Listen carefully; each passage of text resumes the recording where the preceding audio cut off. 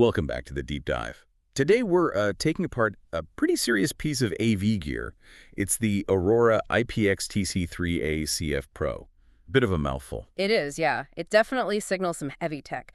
But the mission here for you is actually pretty simple. We're trying to understand how this one box, which is built on SDVoE technology, is changing the game for AV distribution. And it seems like the core idea, the place to start, is this one word, transceiver.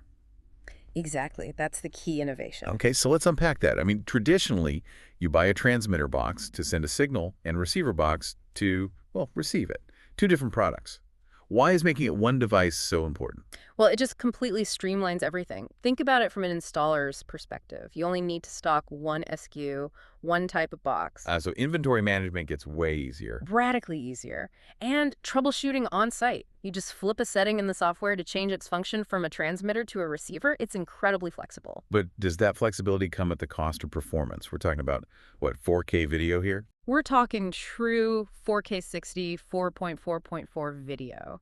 And no, there's no compromise. It pushes that signal over standard 10G networks, whether that's, fiber or just regular copper RJ45. Right. So the big question for anyone using it, especially for something like remote control, is latency. What does that feel like? It feels like nothing. I mean, for most signals, up to 4K 30, 4.4.4, we're talking 0 frame latency.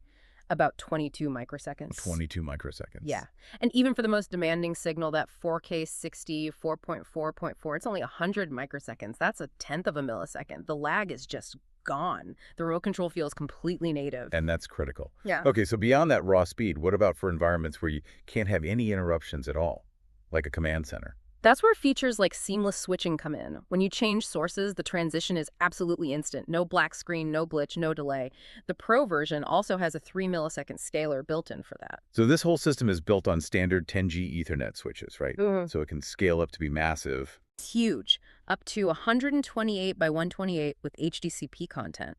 And the box itself is really smart. It has 2 HDMI inputs and 1 HDMI output. Okay, so if it's a transmitter. Then those 2 inputs act as a source switcher, and the output can be a local monitor. It's a hub, not just a point-to-point device. And I see there's an option slot. I have a feeling that's where things get really interesting. That's the convergence story right there. You can slot in a card for extreme USB, which gives you full KVM control and high-speed USB 2.0 data transfer up to 480 megabits per second. So you could run a remote touch panel or an external hard drive over the network? Exactly. Or, and this is huge for pro audio, you can add a Dante integration card. So now you're bringing professional multi-channel audio onto the same network. Precisely. You can de-embed your HDMI audio anywhere you want, or send and receive audio directly from any other Dante device on the network. It unifies everything. Video, data, and pro audio, all on a single wire.